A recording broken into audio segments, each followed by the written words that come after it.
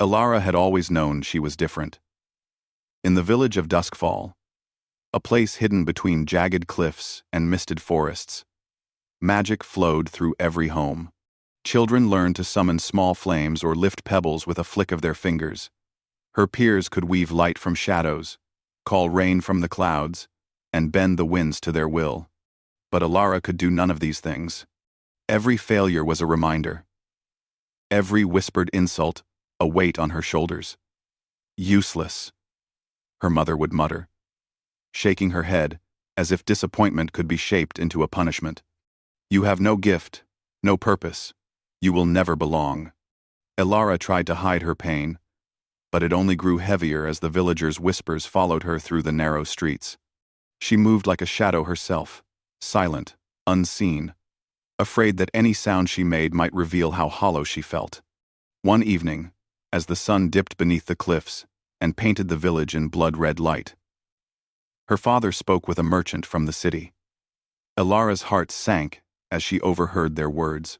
They are offering a good price for her, her father said, his voice low.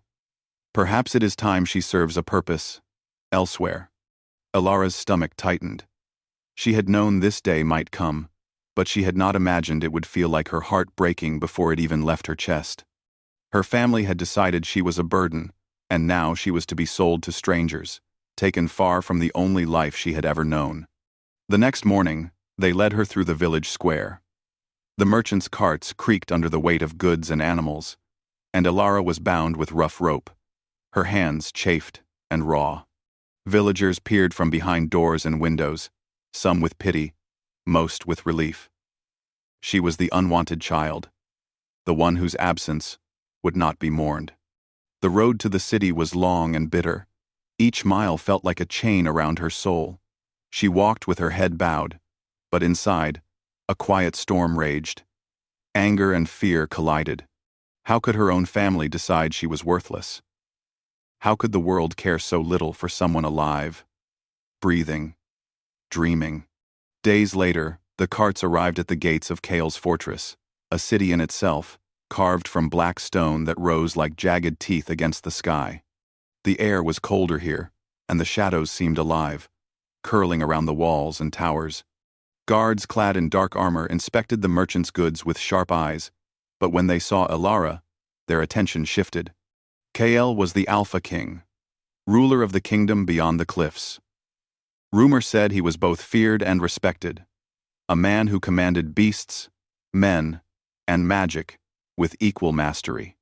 No one had seen his face for decades, and yet his presence was felt in every corner of the fortress.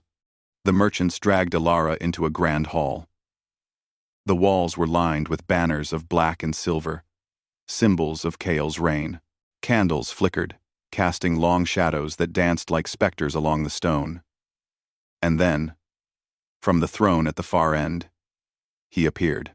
Kale did not rise, he did not move. He simply watched. Elara froze, feeling as though his gaze pierced straight through her. She had never felt eyes like this before, sharp, intelligent, commanding. He was a man who could see the truth of a person, not the masks they wore. You brought her here, Kale said, his voice low, a sound that seemed to roll like distant thunder. Why? The merchant stammered, muttering excuses about usefulness and debts and profits. Kale's eyes, dark and unyielding, never left Elara. You, he said finally, pointing a long, pale finger. Step forward. Elara's heart raced.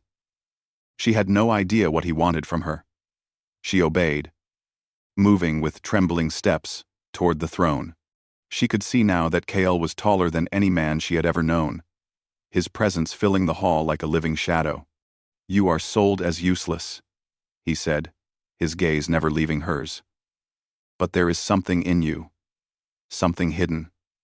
Do you know what it is? Elara shook her head, unsure if she should speak. Words felt small and fragile compared to the weight of his stare. You will learn, he said, if you survive. Those words chilled her. Not because they threatened harm, but because they hinted at expectation, responsibility, something she had never known. Until now, her life had been defined by failure and neglect. Now, it might be defined by her own strength. Kael assigned her a small room in the fortress, a cold stone chamber with a single window that looked out over the blackened cliffs. At night, she could hear the wind howl through the towers, carrying voices she could not understand, whispers of power and shadow.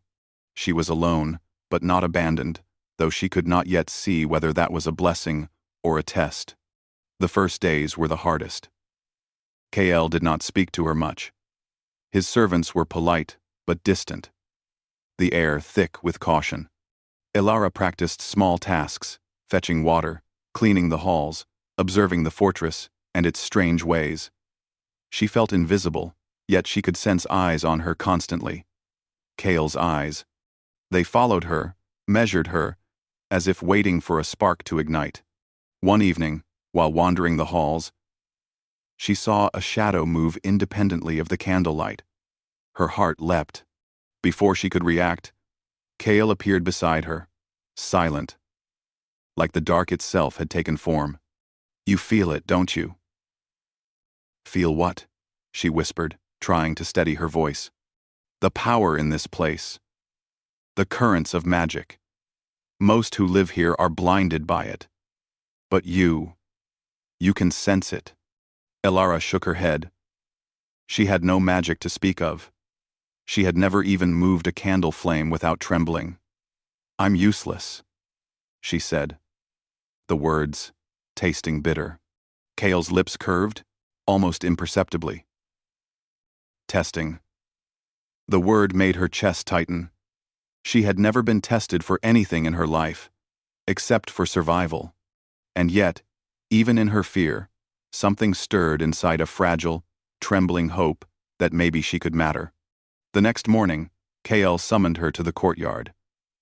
The sky was gray, clouds swirling like a storm brewing from some distant, unseen place. He handed her a dagger, not large, but sharp and finely balanced.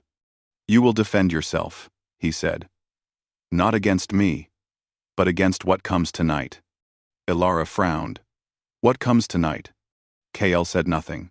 He simply nodded to a shadowed corner, where a faint, twisting darkness moved like a living thing. It hissed, low and terrible. Fear rooted her to the ground. She had never seen such a thing, creatures born from nightmares, the kind whispered about in old stories. "Step forward," Kael commanded, "or run. The choice is yours." Elara's legs shook. Her heart thundered in her chest. Every instinct screamed to flee. Yet some part of her, some hidden ember, made her take a step forward. Then, another. The shadow moved closer, and she raised the dagger, trembling.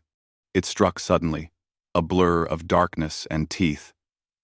Elara dodged, heart in her throat, and in that instant, something inside her snapped. A wave of heat, a pulse of light from deep within, erupted around her hands. The shadow recoiled, hissing, smoke curling from its form. Kael watched, expression unreadable, as the darkness writhed and shrank, forced back by something no one had expected. Elara dropped to her knees, trembling, tears running down her face. She had done it. Somehow, she had defended herself. Somehow, she had touched power that had lain dormant all her life. Kael stepped forward, placing a hand on her shoulder. His touch was firm, grounding. "You see," he said quietly, "uselessness is a lie. You were never useless. You simply had not been called to rise." Elara looked up at him, her chest heaving, and for the first time, she felt a spark of something she had never known belonging. Perhaps she could matter. Perhaps she could survive. Perhaps she could be more than the girl they sold. But as the night fell and the shadow retreated into the corners of the fortress, Elara knew the danger was far from over. This was only the beginning.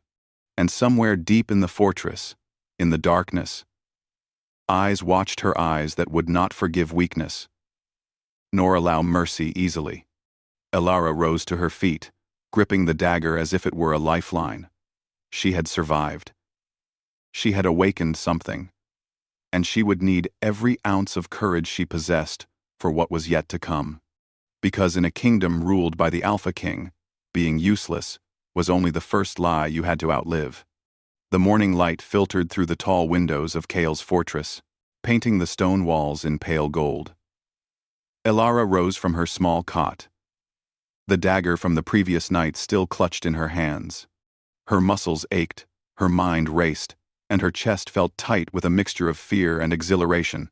The shadow she had faced was gone, but its memory lingered, a dark reminder that the world outside her village was far more dangerous than she had ever imagined. Kale appeared at the doorway, as silent as the wind through the towers. He studied her with his sharp eyes, taking in the rise and fall of her chest, the trembling of her hands, and the faint glow that still lingered around them. "You survived," he said simply, his voice carrying both approval and something deeper, unreadable. Elara nodded, unsure what to say. She felt raw, exposed, but there was also a strange pride stirring inside her. For the first time in her life, she had acted, not hesitated. She had done something that mattered. "Good," Kale said, stepping into the room. "But survival is only the first lesson. There is more you must learn, more you must become." Elara swallowed hard. The weight of his words pressed down on her. She had been called useless her entire life. Now, for the first time, someone expected more from her. The first lesson. Kyle led her to the courtyard, where the stones glimmered faintly under the morning sun. There, other students, apprentices of the fortress, trained in the arts of combat, magic, and strategy. Some summoned flames, others called forth gusts of wind, while a few practiced with swords as sharp as lightning. "You will train with them," Kale said, his gaze piercing. "But do not follow blindly. You have a power they cannot see yet. Learn to feel it, to trust it." Elara's stomach twisted. The thought of failing in front of others made her knees weak. But Kale's eyes were on her, steady and unyielding. She squared her shoulders and stepped forward. The first exercises were simple. She lifted pebbles, moved objects with her mind, and tried to control the pulse of energy that danced at her fingertips. Each failure was punishing. Each success was fleeting. But Kyle never raised his voice. He simply observed, correcting her stance with a touch here, a word there. "You must trust yourself," he said one evening as the sun sank behind the fortress walls. "The world will not forgive doubt. You will not forgive yourself if you do not try." Elara wanted to argue. She wanted to tell him that she had always doubted herself, that she had never been able to succeed. But something in his eyes made her silent. She nodded instead, letting the words sink into her bones. The shadows returned. Weeks passed. Elara's training intensified. She learned to summon small bursts of energy, to control the flow of power through her body, and to sense the currents of magic in the fortress and beyond. Each day, she felt stronger, yet fear lingered, a shadow that refused to leave. One night, as she practiced alone in the courtyard, a cold wind swept through the stones. The shadows seemed to deepen, curling and twisting as if alive. Elara froze. She could feel it before she saw it, a dark presence, heavier and more cunning than before. "KL," she whispered, her voice trembling. "Something is coming." From the darkness, a figure emerged. It was not entirely human, nor entirely shadow, but a combination of both. Its eyes glowed red, and it hissed, a sound that cut through the night like steel. Elara's hands shook, but she remembered Kale's words. "Trust yourself." She focused, reaching deep within, and let the energy she had learned to control flow outward. Light erupted from her hands, a brilliant wave that struck the shadow. It recoiled, shrieking, but did not disappear. Before she could act again, Kael appeared at her side, moving with the speed and grace of a predator. Together, they fought. Kael's strikes were precise, devastating, while Ilara's energy flared, controlled, but raw.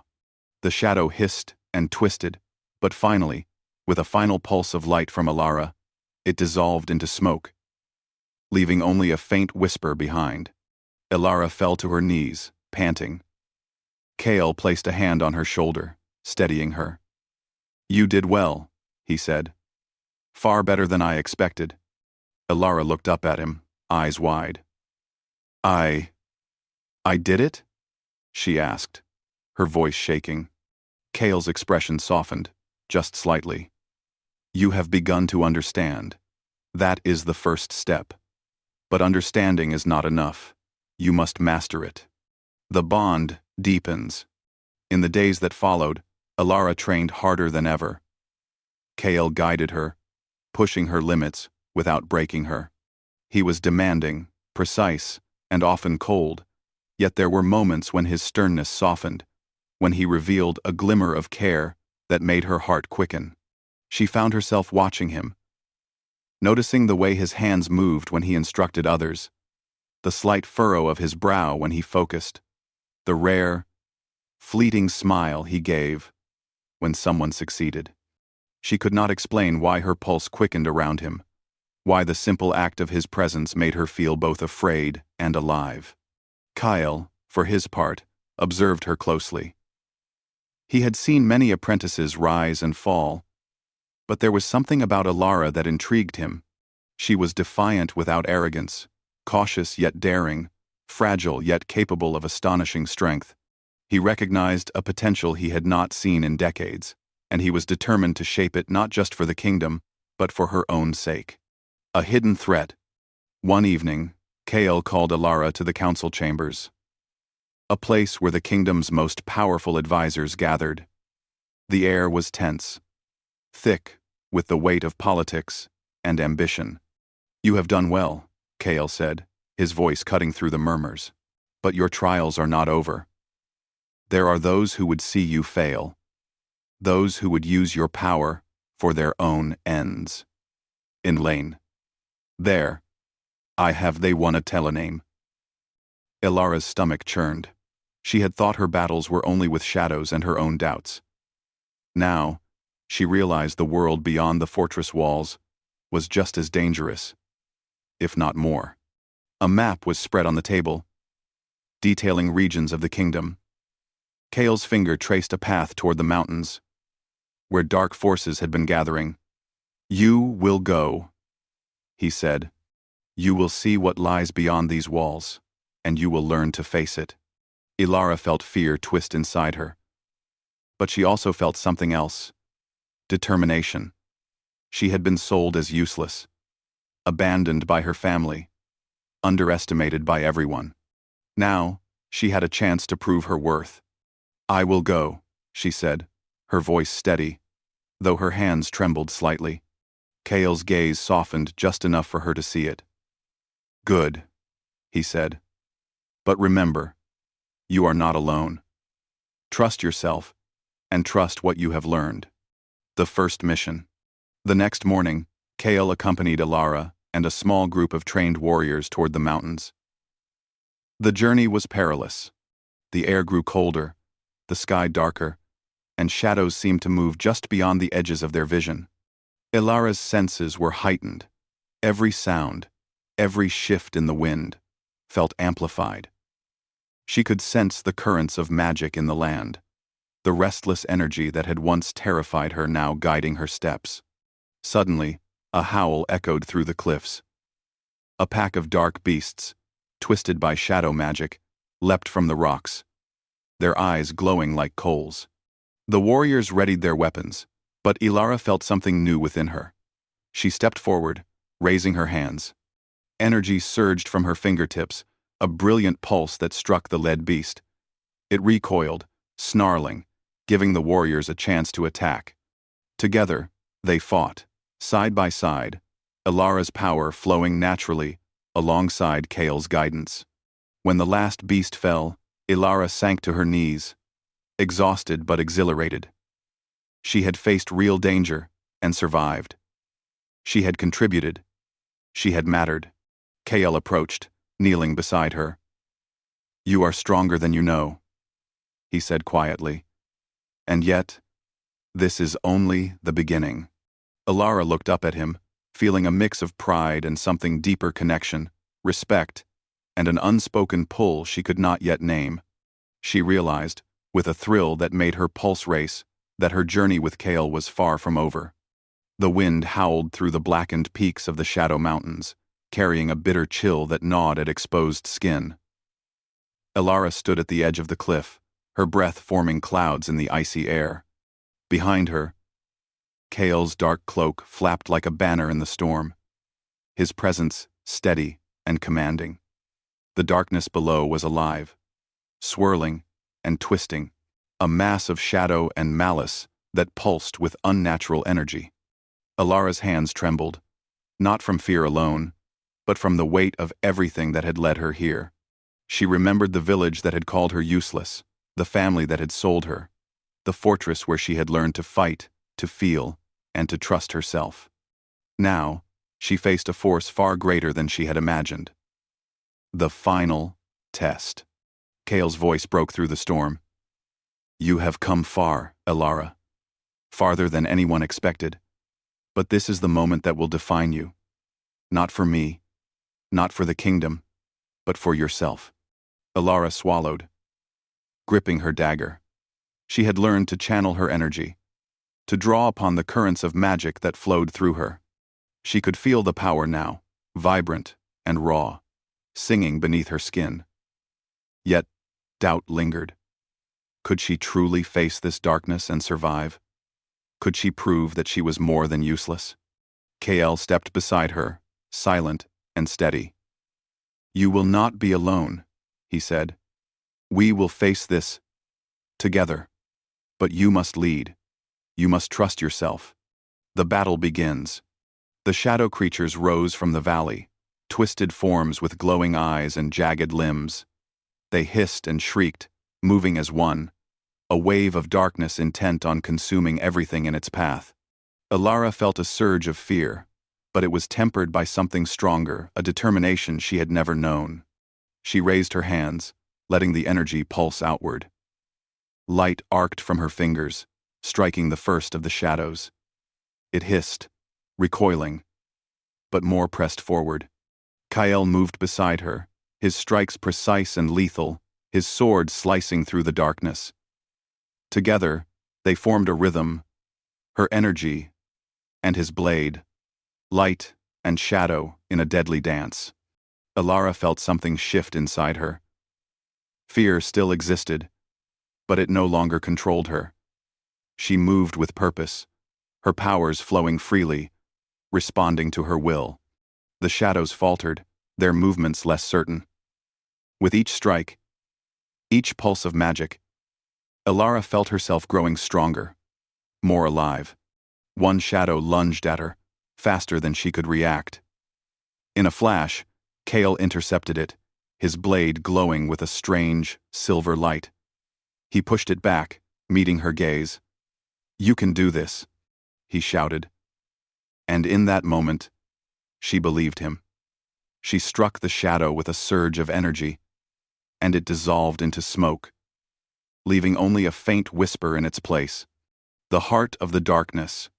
At the center of the valley, a great mass of shadows coalesced into a single, immense form. Its eyes glowed like molten fire, and its voice rumbled like distant thunder.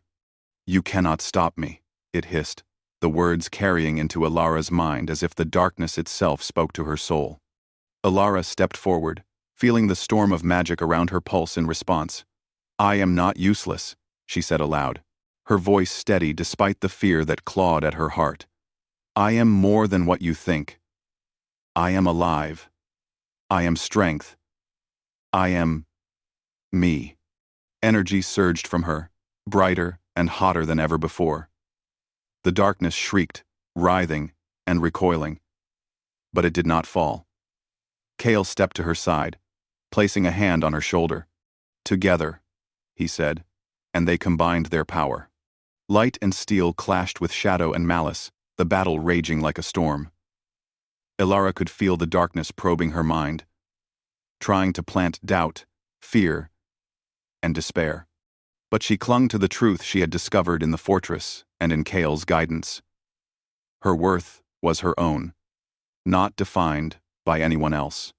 With a cry that echoed through the mountains, Ilara unleashed a final surge of energy, a brilliant pulse that expanded outward in a wave of light. The shadows screamed, twisting and dissolving, until only the still, cold wind remained. After the battle, Ilara collapsed to her knees, exhausted, trembling, tears streaming down her face. Kael knelt beside her, steadying her, his hand warm on her shoulder. "You did it," he said quietly. "You have faced what no one else could. You have proven your strength, your courage, and your worth." Ilara looked up at him, her chest heaving. I really did it?" she asked, disbelief and relief mingling in her voice. Kale's eyes softened, a rare warmth shining through the intensity that usually surrounded him. "Yes," he said, "and this is only the beginning. Your power, your courage, they will shape the future of this kingdom. But most importantly, they have shown you who you are." For the first time, Ilara felt it pride, not arrogance, but the quiet, undeniable truth of her own value. She had been called useless, sold by her family, and underestimated by everyone. Now, she stood tall, her power awakened, her worth undeniable. The bond between them. As the storm cleared, Kale and Ilara made their way back to the fortress. The silence between them was comfortable, filled with unspoken understanding. She glanced at him, noticing the faint lines of weariness around his eyes, the way his dark hair fell across his forehead, the subtle strength in his stride. Kyle, in turn, observed her. He had seen many warriors rise, many apprentices grow, but Ilara was different. She had something rare, resilience, heart, and an unyielding spark that refused to be broken.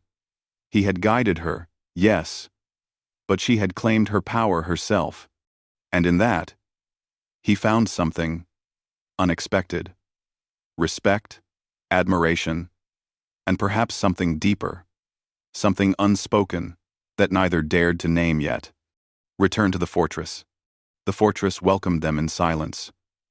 The walls had never felt more alive, the banners waving as though in approval. Ilara's footsteps echoed in the hallways, no longer timid, no longer afraid. She was no longer the girl who had been sold for being useless. Kale led her to the chamber where she had first trained, the place that had once felt small and cold. Now, it seemed alive with possibility. He regarded her, his eyes piercing, and for a moment, there was a quiet intensity between them. "You have come far," he said, "more than most could ever imagine. But remember this: power alone does not define worth. Courage alone does not define it. Compassion, wisdom, and the strength to face yourself, that is what makes a person truly valuable." Ilara nodded, feeling the weight of his words sink into her soul. She had learned so much, not just about magic and combat, but about herself, about the truth that had been hidden behind the lies of her past. She was not useless. She was alive, capable, and worthy of everything she had been denied. A new beginning. Days passed, and life in the fortress returned to a new rhythm. Ilara trained with purpose, no longer doubting herself. Her bond with Kale grew, subtle but undeniable, built on trust, shared danger, and mutual respect. One evening, Kyle found her on the balcony, gazing out at the mountains where the shadows had risen. The sky was painted with the colors of dusk, fiery reds and deep purples blending into the night. "You have changed," he said softly, joining her. Ilara smiled faintly. "I had to," she replied. "I had nothing else left to hold me back." Kale's gaze softened, And for a moment, the fierce, commanding Alpha King seemed human.